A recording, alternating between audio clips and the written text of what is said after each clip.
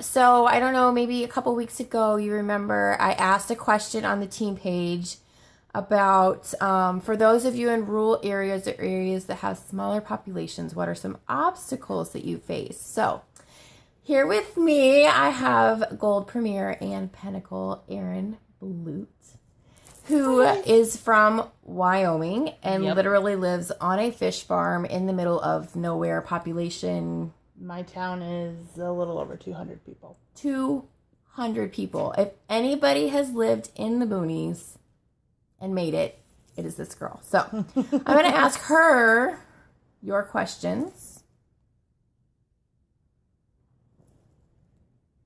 We're just going to pick and choose. Okay. So real fast, I'm going to give you just a brief intro about what where I live is like. There's a valley that's about 90 miles long, and in that valley, in the summer we have about 6,000 people. In the winter we have many less. We have lots of snowbirds who come up there. I'm sure those of you who live in Florida see our population that drains in the winter come down to you guys. So in that valley we have right now I think 12 consultants. So it's 12 and 6,000. When people say they live in small towns, I say give me a number. And usually small to them is 10 or 20,000, and you still got me beat by about 4 times. So, yeah. So one of the questions, or one of the statements, I guess, that they posted says, I live in a small town, a poor town. I'm a stay-at-home mom, an introvert. Getting customers in general in town is hard. So what would you say to that?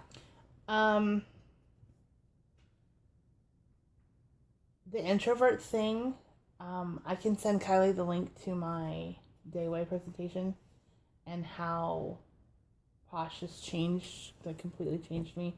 One of my best buddies and frontline is actually sitting on the bed over there, and we've known each other for 10 years. Yeah. So she can very much attest to how much Posh has changed me. You have to look within yourself and find something that you're working towards. Kylie can give you guys a little more information on the blonde coffee table. Find something you're working towards, whether it's finding yourself, wanting to go out and do something that's your own and not your kids or whatever, and just push yourself a little bit. And I like to challenge people to go get 100 no's. And I know that sounds like so defeating, but I promise you that number 1 will be the most difficult and number 100 will be the easiest. In fact, it'll be 100 times easier than number 1 was. Yeah, so. Okay. What about no working internet and it being extremely hard to meet people? How did you overcome that obstacle? Story of my life. So tell them about your internet. Okay, so we all have one of these, right? Like most of us, a smartphone, and go Broncos on Sunday. I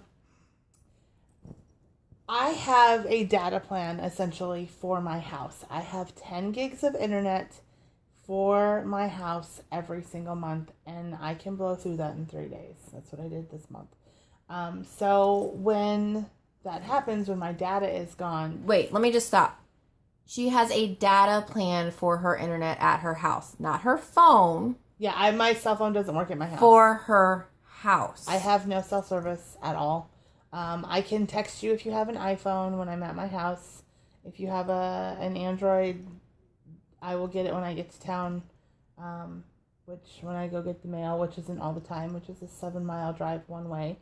I will get a bunch of texts that come in, so people will use Facebook Messenger, whatever. So I have a data plan for my house.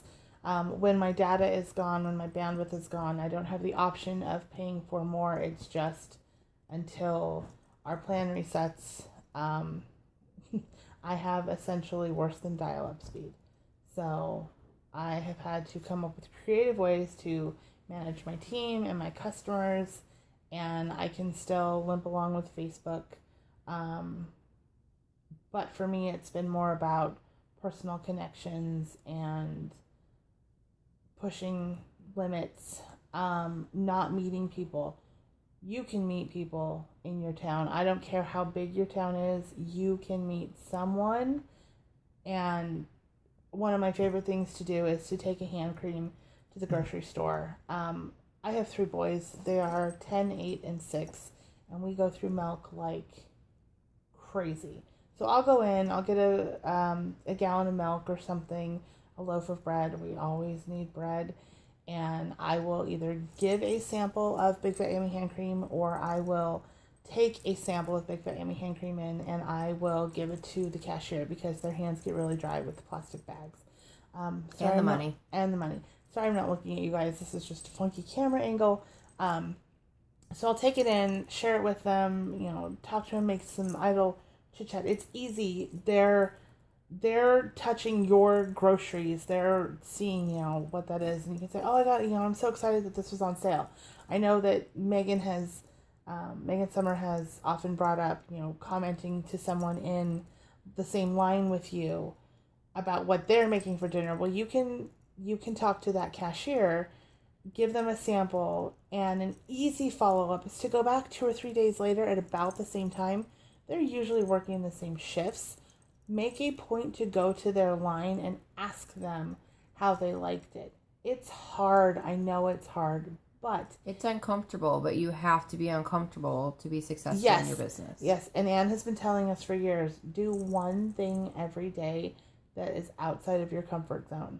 And eventually your comfort zone will get bigger, and you will be doing things like speaking in front of 600 people at a day away and not thinking anything of it because it just happens and it's part of your life.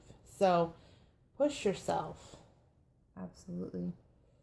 What about income, disparity in the town? I don't know if you guys have that. Is it a lower income? So when I started, we lived in an area that was very, very rich with oil field money. You guys know that the bottom has pretty much fallen out of the oil industry, and so that's no longer the case. But when I started, we were in an area with a lot of money very quickly. In fact, part of the reason I started Posh was because we were moving from an area where we had been for 5 years, and we had built up a very strong support network for not having family within basically a day's drive. And we were moving to an area where I was going to know no one. I was going to go to church with no one. I live in a very LDS heavy area. And when you move into an area that is so tight knit and you are not within their demographic, it becomes hard to find your place. So I started Posh as a way to meet people and to get one-on-one, to get FaceTime with some of these women, because I wanted that connection. That I wanted to talk to somebody who was older than 8.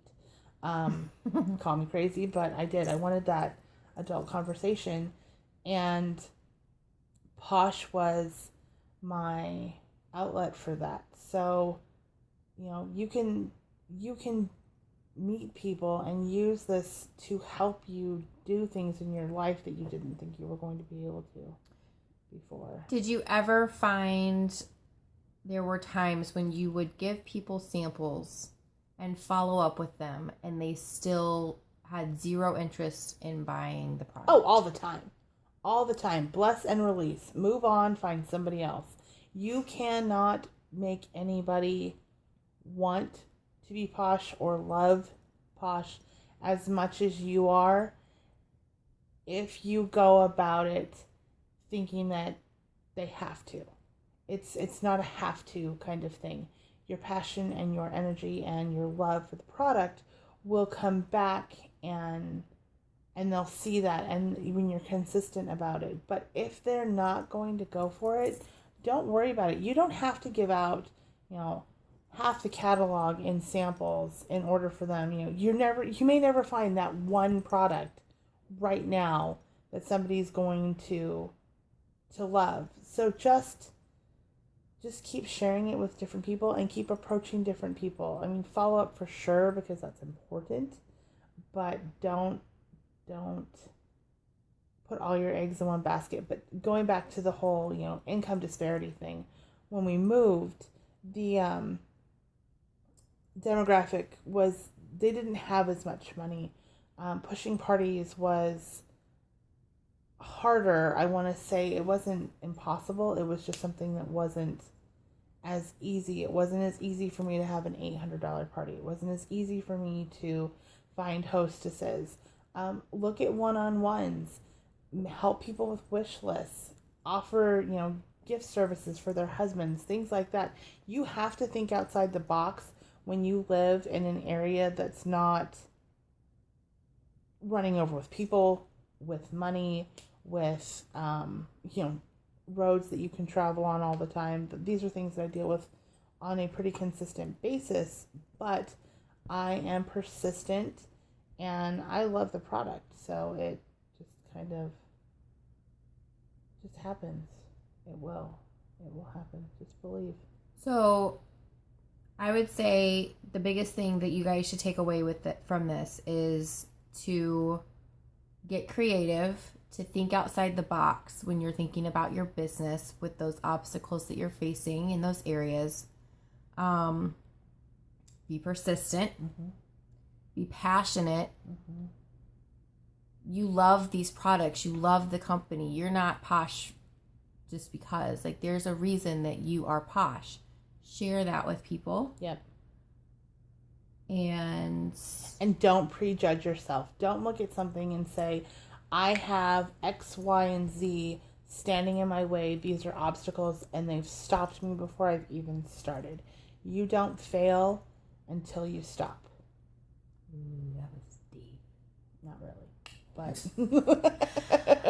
Well, thank you, Erin. Yep. Thank you so much. I hope this helps y'all. Bye. Bye.